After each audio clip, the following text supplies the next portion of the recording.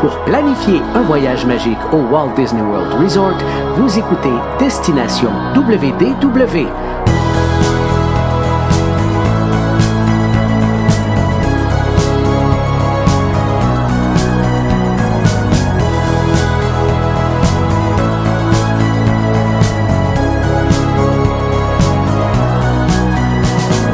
Et voici votre animateur et ami personnel de Mickey, Jean-Philippe Paré.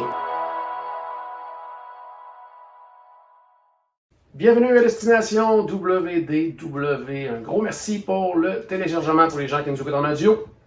Et bienvenue aux gens qui nous écoutent en vidéo. Les vidéos sont disponibles sur la page Facebook ainsi que sur la chaîne YouTube. N'hésitez pas à partager les vidéos, commenter, aimer, abonnez-vous à la page, à la chaîne YouTube en fait. Tout ça fait en sorte de nous aider tout simplement. Et pour les gens qui nous écoutent, soit sur Apple Podcast, tout ça, laissez-nous des commentaires, des 5 étoiles, choses comme ça aide énormément pour le podcast. On est en route encore une fois vers le 50e anniversaire du Walt Disney World Resort. On s'approche tranquillement, pas vite. Là, on est rendu à 2009. Ouais. Alors Michel, bienvenue. Hey, ça me fait plaisir, Jean-Philippe, et merci tout le monde qui sont à l'écoute avec nous. Je suis très content d'être là. On avance, mais je répète, encore, je vais le dire à tous les épisodes. Peut-être que vous n'avez pas parlé de ça. On peut pas parler de tout. On est shrinké dans nos affaires. Mais il se passe beaucoup trop de choses. Oh, oui. Mais on va en dire le plus possible.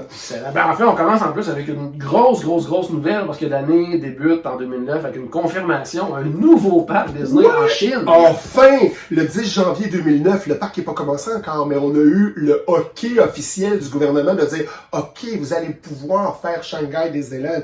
Et là, on commence, mais la préparation est longue. On avance, on recule, exproprier les gens, puis en même temps, je suis obligé de dire, ça m'arrache le cœur parce qu'on va avoir un beau parc, mais tu sais, quand on voit dans les films, là, le petit chapeau de paille, puis ils ont de l'eau jusqu'au genou, puis ils ramassent du riz, là, c'est un genre d'endroit comme ça où on a exproprié les gens, puis c'est comme, oh mon Dieu, pauvre petit pit, j'ai comme, moi c'est, ça m'arrache le cœur, mais bon, là, ça va commencer pour vrai, puis en 2016, on va vous reparler de l'ouverture de Shanghai Disneyland, mais là, on est en 2009 et on vient d'avoir l'accord. On va commencer bientôt la première pelletée. On s'en reparle dans quelques épisodes. Encore qu'on va rester en Chine, mais pour retrouver l'autre parc de ce pays, en fait, c'est Hong Kong Disneyland qui est ouvert depuis 2005. Et oui, et là, le 17 janvier 2009, on apprend qu'on va faire un agrandissement. 30% du parc, on va agrandir ça, puis on va aller chercher d'autres lands, un budget de 452 millions quand même de dollars pour aller chercher, on parle du Grizzly Gulch, qui ressemble un peu à un Frontierland, mais là-bas, les cowboys et les pow-pow, là, sont pas habitués à ça. Alors, le Grizzly Gulch, quand vous allez là, vous allez dire, mon Dieu, ça ressemble à un Frontierland, effectivement, mais là, on a basé ça sur montagne, les ours, les roller coasters où on entend des sons, c'est pas les Yeti qu'on entend, mais je veux dire, on entend des ours puis de la dynamite qui sont là, et le Mystic Point, qui est comme vraiment génial, parce que déjà, 40 ans avant d'arriver à Mystic Point, on a déjà parlé dans un autre épisode, mais les Imagineers voulaient faire une maison hantée, mais une autre sorte de Haunted Mansion, on parlait du Museum of Weird, tu sais, quelque chose de vraiment spécial, avec des choses vraiment bizarres, et là, on a dit, OK, là, c'est le temps, alors on va faire quelque chose de vraiment magique. Alors, 2 lands, 452 millions, on attend, ça s'en vient, et puis on a Toy Story Land qui va s'ajouter, puis je vous ai répété, on est dans un petit parc, ils ont vraiment mis la traque trop, ils ont voulu faire trop vite, puis on fait petit, mais on creuse en dessous des tracks de chemin de fer pour pouvoir aller dans un local. Mais ce qui est intéressant, par exemple, on a une transition visuelle, tu sais, tu descends, tu perds, tu as la traque des champs, puis là, quand tu remontes, tu as un changement de décor, donc c'est quand même quelque chose d'intéressant dans le visuel. Alors, je vais vous faire rencontrer le Lord Henry Mystic dans quelques épisodes où on va parler de l'ouverture de ce fameux Haunted Mansion, nouvelle version moderne. Super. Du côté des parcs américains, débute un nouveau genre d'activité qui va charmer les jeunes, les ados. On parle de Kim Possible. Exact, je vais avoir besoin d'aide parce que oui, à part de dire que le 14 janvier 2009, c'est là. En fait, les jeunes, là, ils allaient juste dans la première partie du parc. On s'en va faire Soarin', on va faire Test Track, on va, tu sais, le bon, se tourner à NASA puis tout le kit. Là, je ne vais pas nommer toutes les attractions, mais une fois que c'était terminé, les jeunes avaient tendance à dire, ben, on s'en va de Epcot. On veut pas aller dans le World Showcase. Là, qu'est-ce qu'on peut faire pour attirer les jeunes dans le World Showcase? Une chasse au trésor virtuelle avec Kim Possible Adventure. Et c'est un personnage vraiment genre à la James Bond féminin qu'on a dans les dessins animés Disney. Mais tu peux-tu nous en parler un peu, Jean-Philippe? Qu'est-ce qui se passe? C'était quoi ce genre de chasse au trésor en fait, virtuelle? on pouvait récupérer, au départ, on récupérait des téléphones. Là. C'était vraiment comme le principe, une espèce de petit cellulaire, si on veut. OK. Puis on débutait l'aventure, donc il y avait des petites vidéos qui jouaient, qui nous expliquaient quelle était notre aventure. Et là, on se faisait dire, ben, tu dois aller dans tel pavillon du monde. Puis là, là-bas, tu avais des indices, tu suivais. Puis il y avait des choses interactives, donc des personnages qui pouvaient sortir, différents des endroits. énigmes. Ouais, c'est en plein ça. Okay. Jusqu'à la réalisation de ta mission. Toute ta mission que tu as complétée, ben, tu pouvais en faire une autre. Il y en avait comme ça dans plusieurs pavillons du monde. Fait que, c'était pas nécessaire de toutes les faire la même journée. Donc, pendant ton voyage, tu vas en faire une ou deux une journée, une autre journée. Donc, c'était quand même très, très intéressant. Ensuite de ça, un peu plus tard, ça a été transféré. On pouvait le faire avec nos téléphones, des choses comme ça. Beaucoup d'intérêt dans la première année, je dirais. Après ça, ça s'est éteint rapidement. Peut-être par le fait qu'il n'y avait pas vraiment de nouveautés dans l'émission, choses comme ça. Là, mais ils ont quand même réussi à amener les jeunes qui voulaient amener du côté du World Showcase, parce que, à part de prendre ton passeport avec les petits poupous pour faire du Kinder Service, là, puis de faire étamper son passeport, le jeune, là, qui est vraiment virtuel, puis tout, là, aller courir après les étampes, c'était un petit peu moins connu. Pas un petit peu moins connu, mais un petit peu moins populaire. Fait que, bon, ça a été quand même une belle façon justement de permettre aux parents d'aller dans le World Showcase et de dire hey, tu vas pouvoir faire telle affaire quand même, tu vas avoir du plaisir quand même. Donc c'était quand même apprécié. C'est bon ça. Restons encore une fois du côté du Walt Disney World Resort, on change de parc pour découvrir une nouvelle parade du côté de Magic Kingdom. Celebrate a Dream Come True Parade le 23 janvier. C'était intéressant parce qu'on avait besoin d'un petit party, parce que juste celle d'avant, on parlait de Disney Dreams Come True. C'était pour le 100e anniversaire de la naissance de Walt, et ça a duré quand même 9 ans, là, tu sais, 8-9 ans. C'était beau, mais c'était une parade nostalgique. C'était une parade où la musique était très lyrical. On parlait aux gens, il y avait les bulles avec la neige et tout ça. C'était vraiment bien, mais là, on a dit, ça, on aurait besoin de... Fait que là, on a dit, là, il faut faire quelque chose. Alors, on aurait pu garder ce défilé là, mais là, il était temps de changer pour dire, on va dans quelque chose, il faut que ça bouge. Donc, le titre est pratiquement pareil, mais on est allé déplacer le Disney Dream Come True pour faire le Celebrate a Dream Come True Parade. Et puis là, Kabuki, les streamers, tout ce qu'il faut, les danseurs, les personnages, et avec une nouvelle chanson, parce que la chanson thème était Celebrate You, avec une vedette de Disney High School Musical, Carbon Blue. Alors là, je peux pas vous chanter, j'essaie de dire Celebrate You, mais écoute, je l'ai chanté, je l'ai écouté et réécouté, mais je veux dire, c'était un thème qui catchait. Je vous dirais que c'est un thème qui ressemblait un peu à, rien à voir, mais je veux dire, la dernière parade, là, Magic Happens de Californie, un peu dans ce genre-là, ça faisait plus un peu urbain comme thème, puis c'était comme le premier thème urbain qu'on amenait dans une parade. Alors la danse était un petit peu plus urbaine, justement, au lieu d'avoir le grand jazz dans la façon de se placer, puis un peu à la Broadway, ça a donné un petit côté crunchy à la parade, fait que ça a juste fait du bien, et on a déplacé, le 100e anniversaire c'était terminé, mais quelle belle parade qui a duré quand même pas mal d'années, jusqu'à venir, elle a changé de nom 2-3 fois, ça se ressemblait quand même pas mal, jusqu'à arriver au Festival of Fantasy Parade, que j'ai très hâte de vous parler en 2013-2014. Parfait, on s'en va maintenant du côté du parc original, Disneyland. Là, on va peut-être surprendre des gens. Donc, on va parler de nouveautés, mais on va parler aussi de It's a Small World. Ouais. Donc, comment on fait une nouveauté avec It's a Small World? C'est qu'on a commencé, c'est le 6 février là, que l'attraction It's a Small World rouvre à Disneyland, mais c'est que là, pas rien qu'un. 29 personnages classiques de Disney, on les intègre à l'intérieur, et là, au lieu de jouer à Où est Charlie, c'est Où est les personnages classiques. Je vous donne un exemple, si on passe à Londres, puis ça paraît qu'on est à Londres, bien, on va voir Peter Pan, on va voir Mary Poppins, tu sais, ces personnages-là, parce qu'on est à Londres. Alors, selon le pays où tu vas aller, bon, ben, selon l'histoire, quand on voyait la Chine, on voit Mulan, je vous nommerai pas tous les personnages, à vous de les trouver. Vous avez déjà un bon indice quand vous allez retourner dans un It's a Small World, parce que tous les parcs se sont joints à cette initiative-là, puis ont commencé à intégrer les personnages. Alors, plus ça va, plus les It's a Small World vont avoir les personnages classiques à travers ça. Alors, vous pouvez jouer à Oui, Charlie! C'est super bien fait, en plus, parce que les personnages, c'est à l'œil, c'est pas dérangeant. Là. C'est pas, parce que la première fois, quand je m'étais dit, bon, j'allais voir cette attraction-là, j'ai dit, bon, tu sais, ça va peut-être être plate un peu de voir des personnages Disney, mais c'est des personnages de It's a Small World, oui. quand même, là, au niveau du look. Le look, le visuel, on a l'impression là, que c'est le personnage, comme en fait, on les appelle les enfants de Walt. Quand tu regardes une poupée comme ça, le vrai nom, c'est les enfants de Walt. Alors, justement, les personnages Disney ont aussi l'allure des enfants de Walt. Il est juste costumé en Peter Pan. Mais c'est ça pareil. Mais c'est vraiment quelque chose. C'est bien intégré. C'est une belle intégration, je trouve.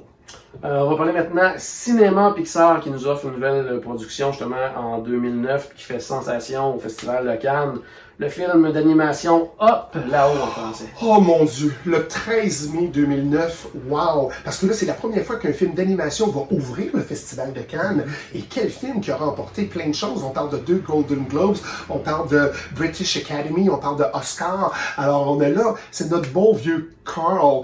Carl, il veut réaliser le rêve de Ellie, qui était son épouse. Puis on a dit, Colin, nous, on voudrait faire un beau voyage. Donc, ils veulent vraiment aller au Venezuela, puis ils veulent aller dans les chutes du paradis, puis ils veulent s'installer là-bas. Mais là, lui, il est tout seul, elle est décédée, et ils vont venir le chercher pour le placer. Il veut pas être placé. Et là, surprise, des ballons à l'hélium qui sont sur la maison. Et la maison quitte, et lui, il est content parce qu'il va s'en aller rejoindre les chutes du paradis. Ce qu'il ne sait pas, c'est que notre fameux Boy Scout, qui est sur le... voyons, comment il est sur la galerie, c'est parce que je cherche son nom. Russell, merci. Je cherchais le nom du Boy Scout. Alors, Russell, qui est sur la galerie, et puis finalement, il va aider Carl, et puis plein de belles aventures, mais très touchant comme histoire. J'aime le principe de... Tu voulais faire ça dans la vie, t'as pas pu le faire, mais je vais le faire. Je me donne le mandat du pari qu'on avait pris ensemble, puis même si t'es pas là, je vais le faire pour nous.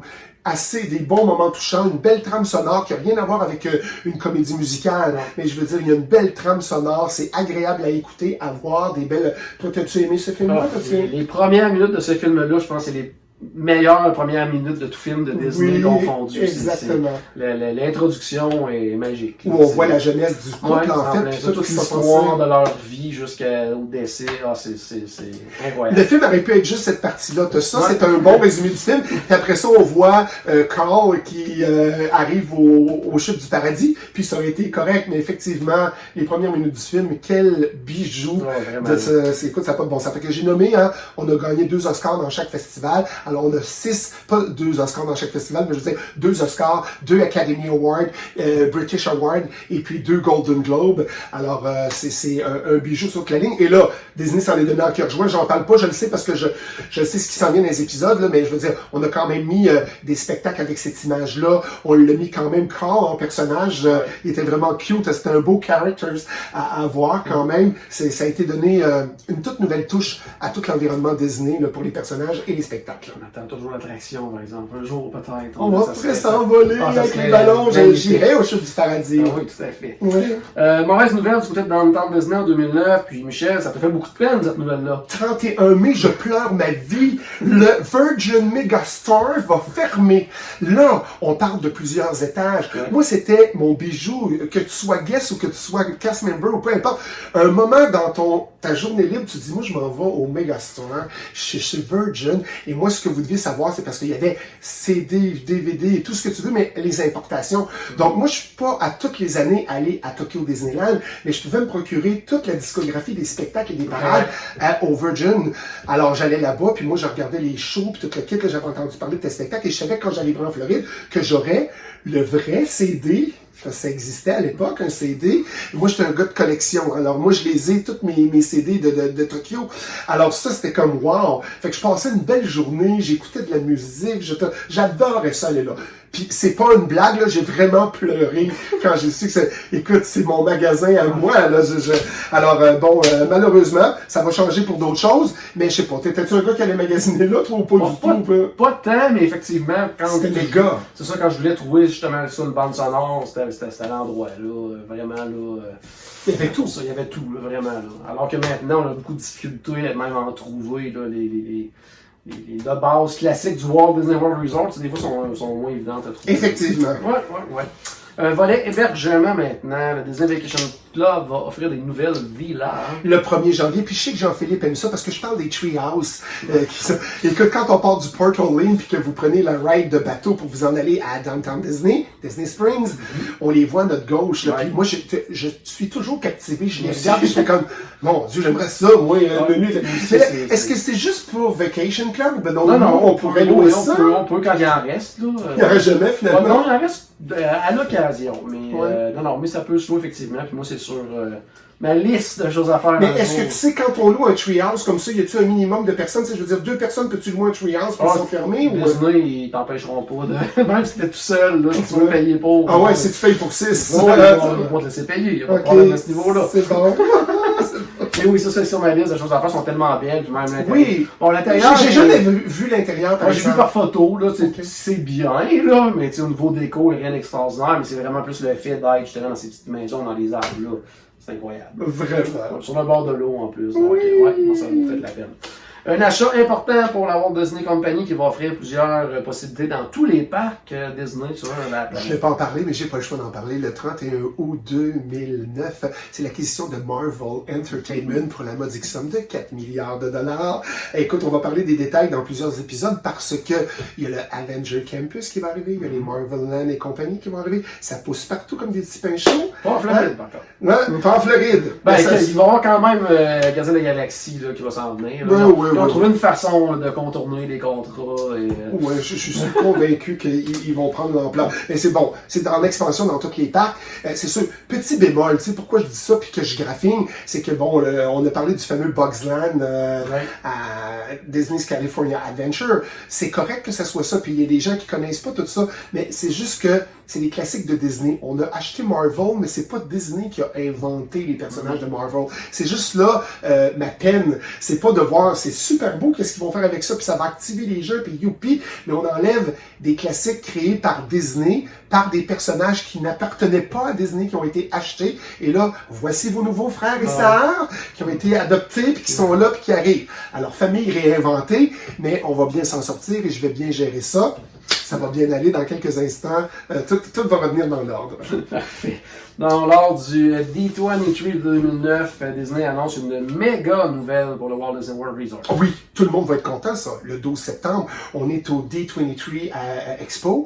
C'est à Anaheim, California. Et notre sympathique Jay Rezolo qui nous dit wow, Fantasyland à Disney, au Walt Disney World Resort. D'ici 2013, on va faire l'expansion. On annonce le New Fantasyland qui s'en va. Fait que là, on fait juste l'annonce. On parle de tout ça, là, mais là, quand on va arriver en 2013, on va vraiment vous parler là, de tout ce qui arrive au New Fantasyland, mais là, on l'annonçait officiellement en cette année-là. On est rendu à quelle année, là? On est en 2009! En 2009, et puis là, ça va ouvrir en 2013, fait que là, on est dans la construction, mais je pense que c'était une belle nouvelle pour le Walt Disney World Resort, rafraîchissement total en arrière pour avoir vécu plein de choses, et plein de parcs, et les sous-marins qui disparaissent, et l'eau et plus d'eau, Skyway, pas de Skyway, en tout cas, oui, je pense que ça va être quelque chose de bien, pour on a hâte de vous en parler en 2013. Par contre, beaucoup de différences entre ce qui avait été annoncé en 2009 et ce qui a ouvert en 2013. Beaucoup de choses qui étaient prévues, qui n'ont pas vu le jour, qui ont été remplacé par d'autres choses. Est-ce que tu te rappelles de mémoire? Parce que moi, j'ai pas vu je te rappelle pas. Mais en fait, il y avait entre autres, il y avait beaucoup de rencontres de personnages, un peu comme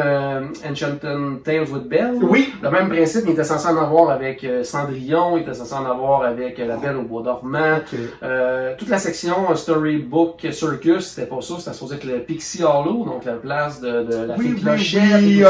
Oui, tout ça avait été annoncé, mais il y avait eu beaucoup de commentaires comme quoi c'était beaucoup très centré vers les jeunes filles, qu'il n'y aurait pas beaucoup de choses pour les jeunes garçons, tout ça. Donc, par la suite, on a amené le côté cirque, on a enlevé des choses pour amener la mine des 7 nains, donc des choses comme ça. Il y a raison que la mine des 7 nains est sortie du pavillon où il y avait Blanche-Neige, et là, ils ont réuni toutes les princesses là. Alors, tout est réglé, et malheureusement, Pixie, comme il parle, ça va avoir lieu, mais à Tokyo Disneyland. Tout à fait, ça. Maintenant, la famille Disney fait l'inauguration d'un musée pour rendre hommage à l'œuvre l'œuvre d'un grand visionnaire. Wow. Oui, 1er octobre, on est à San Francisco, c'est le Disney Museum, Family Museum. Alors c'est Diane Disney Miller qui met en branle tout ça depuis 2004, qui veut avoir tout ça. Il y a des pièces qui étaient pas là parce que je vous ai parlé dans un épisode où on avait l'exposition Il était une fois Walt Disney, donc les pièces étaient à Paris. Les pièces ont été transférées à Montréal parce qu'on avait plusieurs choses à Montréal. Et il y a de ces pièces-là qui sont retrouvées après pour aller en 2009 pour ce musée-là. Toutes les pièces ont été retrouvées là-bas. J'ai essayé de faire de recherche. Je n'ai parlé avec Jean-Philippe. C'est qu'on a eu un épisode où Paul nous a parlé d'une visite complète du musée. Je vous conseille d'aller voir. Je voulais vous trouver le numéro de l'épisode. Malheureusement, je ne l'ai pas trouvé. J'ai fait mes petites recherches et vous allez devoir chercher. Et il y a aussi notre collaborateur André Duchamp, notre bon ami, qui a aussi trouvé le musée. Là, il l'a découvert avec son fils. Et puis, il nous en a jasé aussi dans un épisode. Alors, essayez de trouver ça. Allez voir André Duchamp ou Paul. Et puis, vous allez pouvoir trouver ça. Tout ce que je peux vous dire, c'est qu'ils ont divisé ça en 10 scènes. C'est vraiment génial. On a le beginning, quand il est arrivé à Hollywood, comment ça s'est passé, quand il est arrivé avec son petit 40$, qu'est-ce qu'on fait, tout le kit. Puis après ça, le début, les années d'âge d'or de Disney, la préparation avec Blanche-Neige. Après ça, on est allé pendant la guerre, qu'est-ce qui s'est passé à Disney, les malheurs qui est arrivé dans la vie de Walt. Après ça,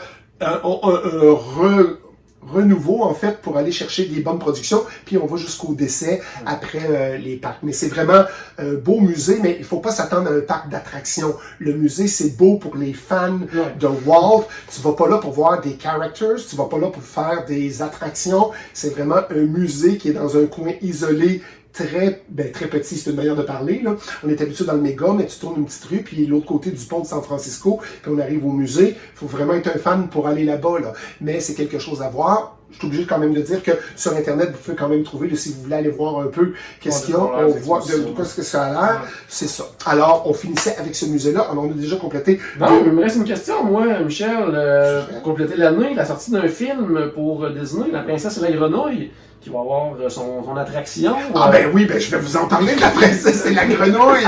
Je ne donnerai pas la date exacte, mais effectivement, c'est notre première princesse afro-américaine. C'est super génial. Et puis, écoute, elle est arrivée là... Elle voulait ouvrir un restaurant, elle n'a pas de sous, mais elle est capable de faire des beignets. Alors, son amie Charlotte, ils ont de l'argent, ils font un grand bal. Elle dit, moi, je vais faire des beignets, tu vas en vendre. La grenouille, elle arrive, c'est pas la bonne personne. Finalement, on se donne un bisou, c'est pas le prince qui change. C'est pas la grenouille qui change en prince, mais c'est elle qui redevient une grenouille. On court après Louis, Maman Woody. La trame sonore est vraiment comédie musicale. Il y a vraiment des bons thèmes. C'est vraiment joli. Donc, vraiment, Nouvelle-Orléans, c'est jazz. Je suis obligé de dire, parce que moi, je suis une des personnes, c'est comme quoi vous allez remplacer Splash Mountain par Tiana et compagnie. L'environnement, on est obligé de dire qu'on est dans le bayou, visuellement ça se place dans le bayou, dans le New Orleans, dans l'endroit où ce que ça va être placé, on est quand même là, dans quelque chose de bien. Donc le film c'est à voir, il faut vraiment, ça faisait longtemps parce qu'on disait non, on fera plus des films 2D là. Là on est rendu dans le 3D, on fait plus ça. Mais c'est ça qui avait fait la renommée de Disney. Puis là, c'est comme ils ont redécouvert ça, ils ont fait « Wow, c'était une bonne formule ». Alors vraiment, à la comédie musicale, là, les personnages chantent, on a beaucoup de plaisir. Il y a des belles blagues savoureuses, c'est vraiment un bel atout. Et vous allez voir ce que ça va donner là, dans l'attraction. À quel moment que ça va arriver? On sait-tu quand est-ce qu'on change Splash Mountain pour là? On peut annoncer de date ou quoi que ce soit. Là. Ou si les gens vont sur le Disney Wonder aussi, un super restaurant justement de Tiana sur le bateau, avec de l'animation, la princesse qui est là, c'est vraiment une belle expérience aussi. Donc, mais elle n'aura pas son restaurant dans le parc, mais elle va avoir son attraction. Exact. Mais écoute, je suis obligé de dire, tu sais, pour les personnages Disney puis les gens qui ont aimé ce film-là, ça va être un bel environnement parce qu'au niveau de la musique, oui, c'est décevant de dire quoi. On va retirer Zippity-Doo-Dah qui est vraiment un thème Disney, là. On peut pas changer ça, Zippity-Doo-Dah, Zippity. Mais la trame sonore de Tiana a quand même une force qui est vraiment géniale et intéressante à voir. Alors, c'est ce qui terminait 2009. J'espère que la magie tourbillonne autour de vous encore et encore. Puis on va se retrouver dans le prochain épisode. Merci encore Jean-Philippe de m'avoir invité. Michel. J'ai hâte à la prochaine. À la maison, j'espère qu'on a ajouté un tout petit peu de magie dans votre journée. N'oubliez pas bien sûr que tu dois commencer par une souris. Et on se reparle très bientôt. Bye bye.